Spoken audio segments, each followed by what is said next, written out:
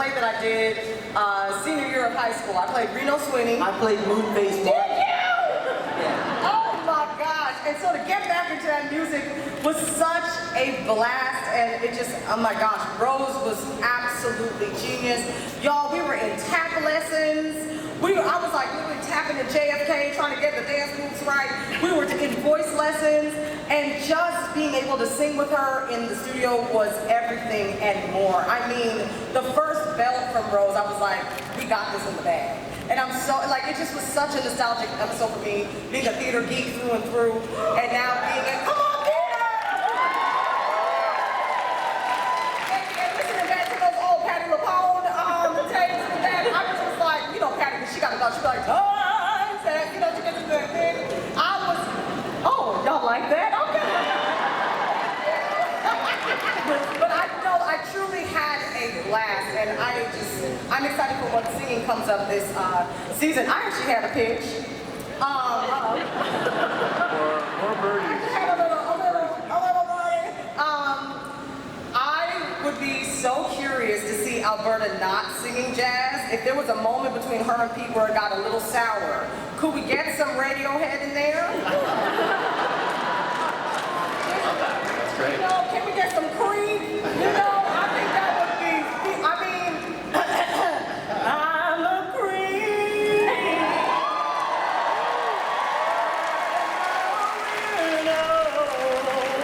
Come on. Get a pitch. Get on the TikToks. Obsessed. So obviously that was one of your favorite episodes. Asher, do you have a favorite episode from this past season? Oh, from this past season. Or any of the seasons? I have obviously a big soft spot for that Work Retreat episode that I mentioned earlier, and like stuff like Trevor's Pants, just because it leans into, and all of these flashback episodes, because what is so special about the show, and Joe, you said this, I think late in season 1, that you're always trying to find ways to tell stories that only this show could tell. And all these ghosts are just desperately trying to catch up to where all you guys are. Like, they have no idea how society works. And I think that's endearing, especially in a show, a comedy about death, to watch us try to figure out what it would be like to be alive today. But the thing that we have is that nobody knows what's happened on this plot of land for the last 1,000 years except for us. Nobody? I think someone knows everything.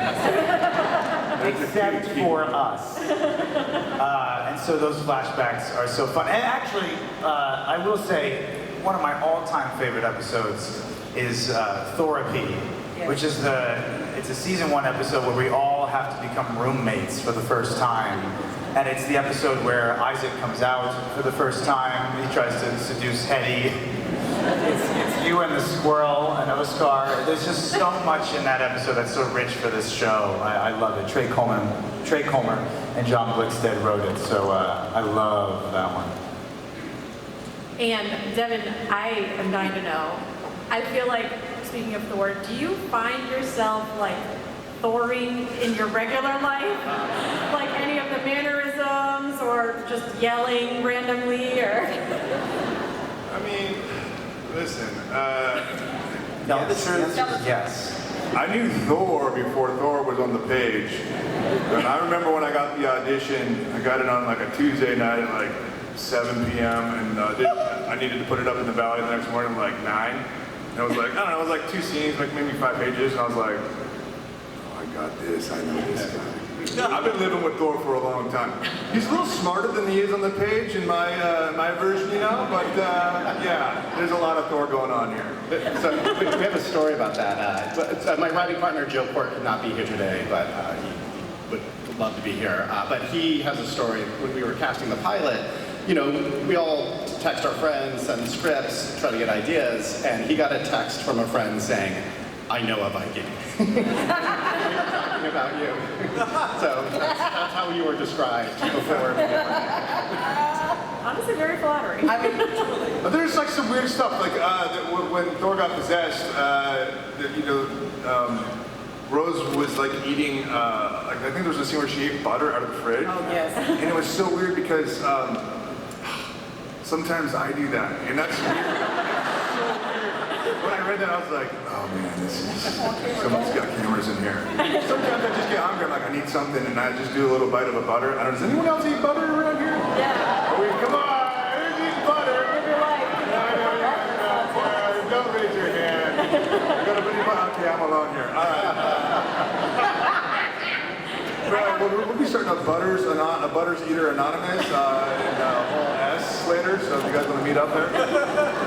I have one more question for these guys, but we are going to open the audience up for a Q&A. If you guys want to start lining up, people are coordinating for that, so you guys can start lining up. But my last question is for Joe, and really everyone. You know, almost 5 seasons in now, what has been the most fun part of this experience for you? Oh, I mean, it's been watching this cast work together. We have the best cast in television. You know, all of them couldn't be here because we start production in Montreal on Monday, so they all couldn't make it. But we have 10 people who are all home run hitters, and it gives the show so many places to go, and it makes it so much richer. So that's been the most fun part for me as well. And very special guest stars too. Oh, thank you so much. Try not to make it about me. I think at this point we can go to the audience. We have to point out this amazing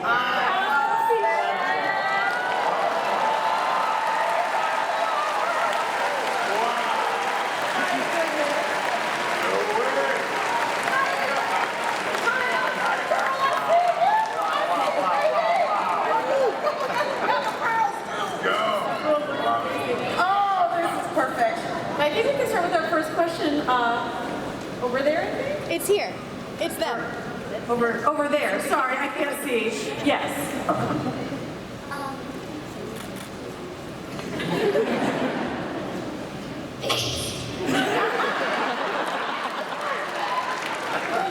My name is Parker, and my question is, for the character Jay, if he goes into hell, Parker, he's up. but then he comes back as a devil and he can see the ghosts. Oh. So just for like two episodes. Just for 2, Joe. Creative idea. I love that idea. That's such a great idea, Parker. I love it. I love it too. I'm here I think that's great.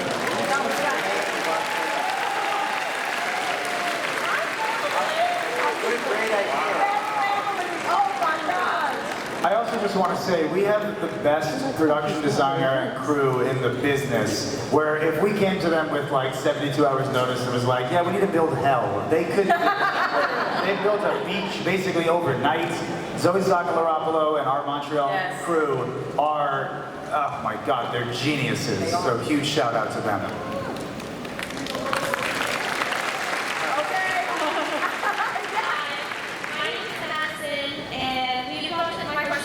We've gotten so many heartwarming moments with the ghost powers.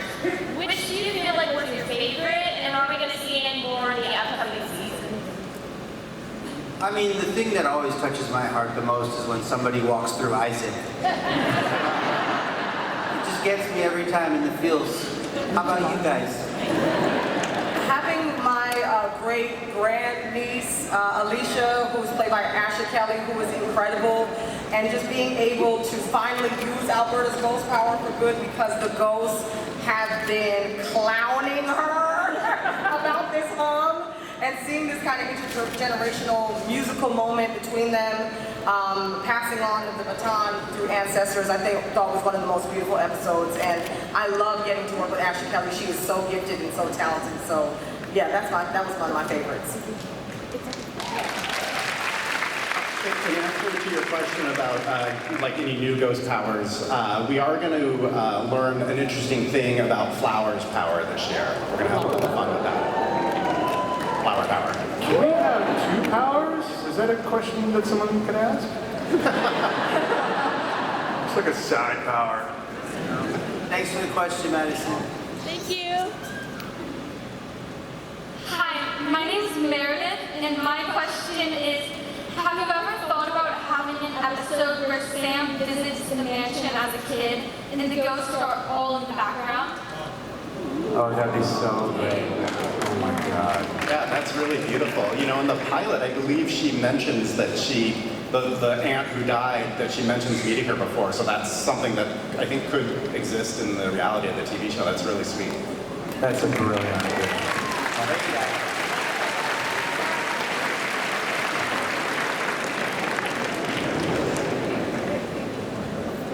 Hello, my name's Jo.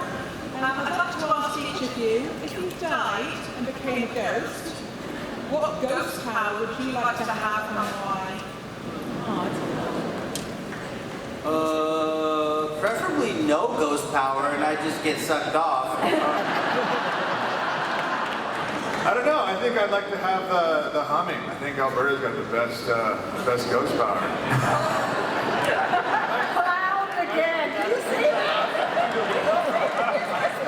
Yeah, out of all the powers, time travel and all that stuff, I think just humming. Do you see that? Yeah. If I was a ghost, I need to be able to eat and digest and enjoy food, because the way we are trying to get this food together, and we just all can do is just smell it. No, I need to eat a hot Cheeto once and again. I think Pete's Power, but Yes. on a fly would be pretty Pete's great. Flower is the name of the episode. But add flying. Yeah. Beats power with But flying. the stripper too has a great. Yeah, the Chris the Stripper. But he needs a parachute. Yeah, but still, Yeah. it's giving Mary Poppins. And I'm Yeah, true. Go ahead. Hi. My name is Rosa, and I got ghosted at last year's Comic-Con. The title screen has little trinkets and like Easter eggs for the characters and storylines.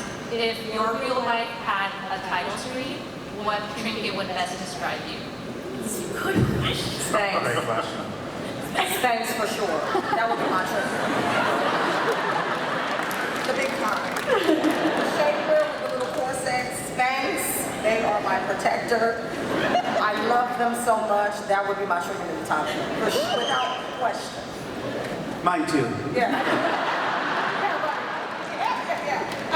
What's the traveling sister of the Yaya Banks? We could do the traveling sisterhood of the Yaya Spanx. Oh, there's Spanx across the board. Yeah, we should do the same Spanx and then like tell the stories. And it's like this coming of age, kind of a adult. Well, maybe I'm a little too old to come of age, but like continue with the age story. All right, next question. Am I a writer? Oh. Go ahead. My name is Michaela, and sorry, this is complicated. So, in Ghosts, the ghosts are naturally slowly progressing through time because time is linear. How differently do you think the show would be if instead of from history, the ghosts were people from the future, or if your characters were slowly being thrown into the past? Oh my God. Wow. That's an episode. You guys are. Well, Joe's got this one.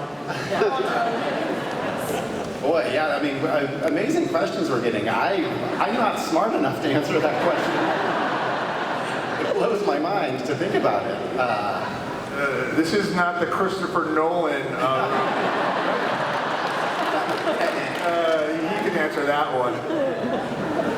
That's a good question, though. That's Really a great question. Is anyone who wants to shoot the gun at that? Honestly, Devin, I thought you had it. Come on. Okay, yeah. Is there an Because this is your, astrophysicist this in is the your audience? Dev. Well, I mean, Going. physics, and then we got the double slit experiment, so you have to take that into account. Now, if we're talking about black holes and the event horizon, if someone gets close to that, and there's possible that we could have a Looper situation with Bruce Willis, where we could do a little Benjamin Button. Out of those two, we could have a little bit of Back to the Future, about 1.21 gigawatts. Yep. We might be able to somehow paint that picture. What do you think? Yeah. I think we can. That's it. Sounds like to me. We have time for one more question. Hi, I've been told I'm the last question. My name is Chloe. Gosh, I just wanted to say I had a huge crush on you in Pitch Perfect. All right, let's go there.